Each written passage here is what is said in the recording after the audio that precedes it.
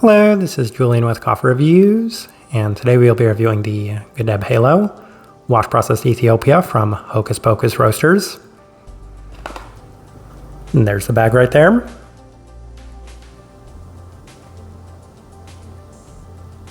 And Hocus Pocus, based out of Pyeongtaek, South Korea. And this is part 4 of our 7-part series featuring the 7 Korean coffees from our most recent blind taste test rankings video. And if you watched that video, then you saw that this coffee finished 4th place out of those 7 coffees on that day. And the main reason for this coffee's placement was because it did offer plenty of the washed Ethiopian characteristics that I do look for with a coffee like this. However, it was slightly hindered by a little bit more developed of a quality than some of the other coffees on that table as well. And just like with the Kenyan coffees in this series, we do have another wash processed Ethiopian coffee, so it'll be interesting to compare and contrast those two as well. We will see how this one turned out, as this right here is day 51.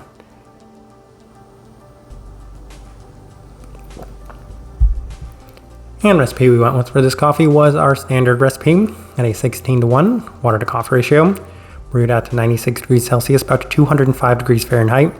And I like this one best through the Chemex, which indicates a more medium grind roast profile for this coffee. So as I've alluded to in this series up to this point, there was one coffee that felt a fair bit more developed than the other coffees, and that is this one right here. As even compared to the Felt coffee as well as the Kamavindi, this one had a fair bit more smokiness than both of those. So I feel like a lot of people would probably align this one with being on the more medium side of the roast profile, and that's honestly probably the best place I can put it for it as well. With all that out of the way, let's go ahead and start discussing this coffee.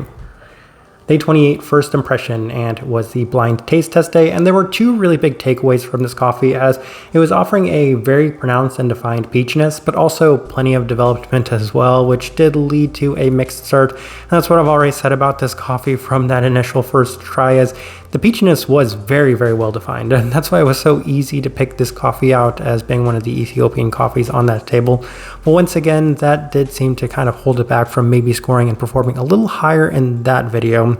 We move on to day 29 as we opted for the Chemex, and it was offering plenty of similarities to the first try, with plenty of the classical washed Ethiopian halo-like aspects, including a very notable stone fruit and floral sweetness that continues to be slightly marred by a bit of smokiness, but otherwise pretty nice. And a lot of those notes are going to be pretty consistent throughout this review, but let's move on to day 32. As we opted for the April brewer, and it was the best it has been in terms of the peachiness, as it's very blatant, prominent, and pronounced, as it being the most defined attribute within this coffee. Smokiness does continue to hinder the cup as well, but once again, just repetitive notes. As on day 35, we went to the V60 with some lower extraction adjustments, and there were mixed results once again, as there was a very prominent florality and peachiness at the forefront with a notable stone fruit-like brightness as well. It didn't necessarily cool off particularly well, as the smoky aspect was a lot more pronounced, and it did have a slight bit of a loss of structure, which is the same thing that happened with the other Hocus Pocus coffee that we had. We move on to day 38 as we opted for the Chemex with the same adjustments, and the cup was interestingly the least impressive it had been up to this point, as the smoky qualities were dominating the majority of the cup. There's still a notable bit of stone fruit sweetness in the finish, but it continues to remain pretty marred by the overall developed qualities of the coffee. Day 41 through the V60 with our standard recipe, and it honestly felt at this point like the entire coffee just seemed to drop off a fair bit. So this coffee, given the profile of it, I don't necessarily think that it was ever meant to be consumed at a day 41, post day 41 mark to begin with. And it doesn't necessarily help that we got this coffee 4 weeks in, as I feel like this coffee is something that you do need to start a lot earlier than that. But that being said, it did still seem to be just kind of declining in general, and this was another example of that, as there's subtleties to the peachiness and florality, but it is continued to be hindered by the roastiness of the coffee up to this point. Day 44 through the Chemex with the same adjustments and a lot of the same issues, as once again I feel like this coffee has dropped off from when we first tried it, and that explains a lot. I mean, we did open this coffee up at a point where it was probably still past its best, and we're going to get a really nice experience from that first try, but from that point going forward, you're going to see a pretty sharp decline in the coffee. Smokiness seems to ramp up the more as the cup does cool down, as it lingers a fair bit in the finish as well. And then day 47 final notes we have through the Chemex with our standard recipe, as it continues to be highlighted by its peachiness off brew, traces of some softer citrus, and some complementary dark floral aspects as well. But the cup is pretty straightforward in a slightly more developed Ethiopian sense. All right, let's go ahead and put up the tasting wheel so you can see what we're getting.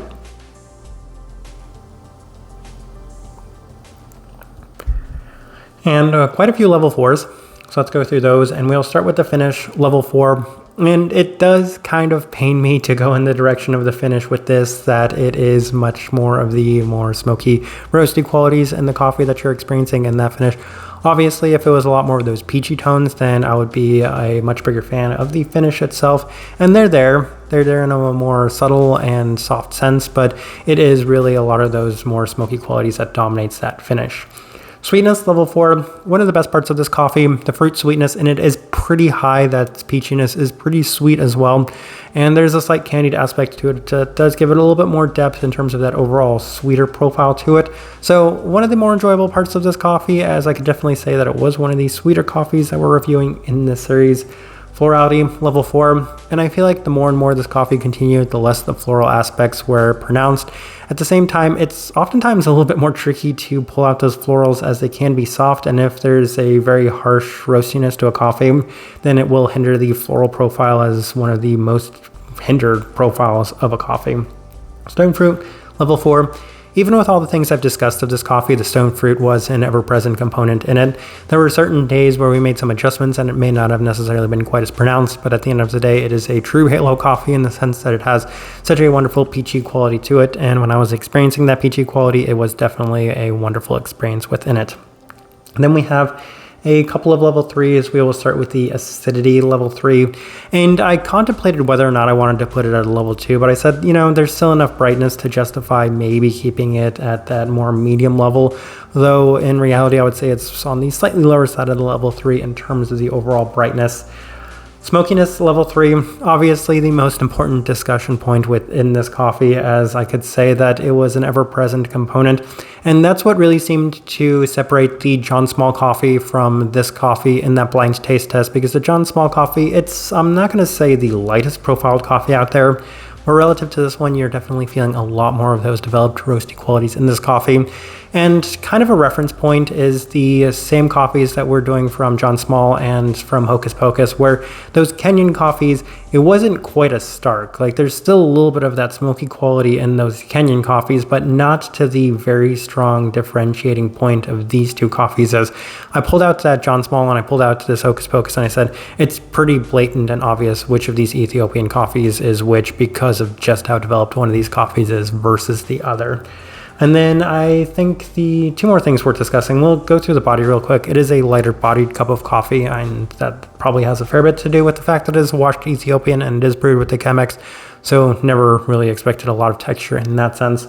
But the final thing worth discussing is that cleanliness at the level 3, and that's kind of sad to put it there, mostly because the peachy quality is very well defined. It's very well pronounced. Even the florals on the earlier days are very well defined and very well pronounced. It just, once again, really hard for me to score a coffee at that level 4 if there's going to be such a strong, roasty, smoky quality to it. So that's why it has to finish there at that level 3. But as I'm looking at this tasting wheel, I do think it's a pretty good representation of what I was getting from this coffee. All right. So my overall thoughts and impressions of this coffee, I do have to say that by the end, this one ended up being my least favorite. And I think part of that was because of the expectations that I did have for this coffee.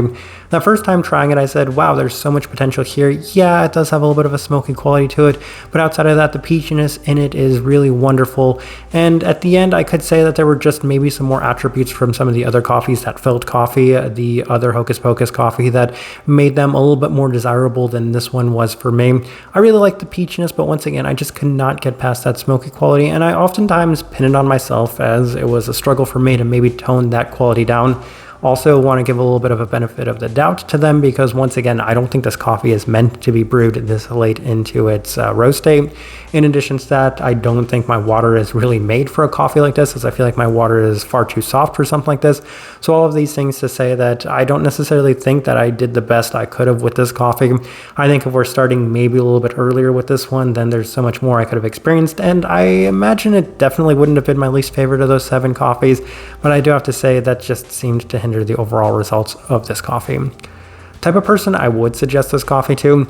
If you do enjoy your slightly more developed Ethiopian coffees, then I feel like this one's a very nice fit for you. If you don't mind that much more robust quality that are present within these coffees, then this one won't necessarily deter you because it has that, but at the same time, it still has plenty of the wonderful washed Ethiopian characteristics to it. I mean, great florals, great peachiness, plenty of sweetness, and it's a lighter bodied cup of coffee as well.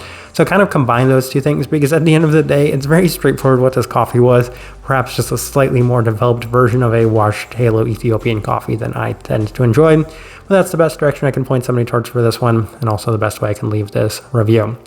If you by chance had an opportunity to try this coffee, I'd love to hear your thoughts and impressions of it as well. If you're enjoying the content, give this video a like, subscribe if you're not already subscribed. This right here has been a review of the Gedeb Halo, wash processed Ethiopia from Hocus Pocus Roasters. Thank you for watching.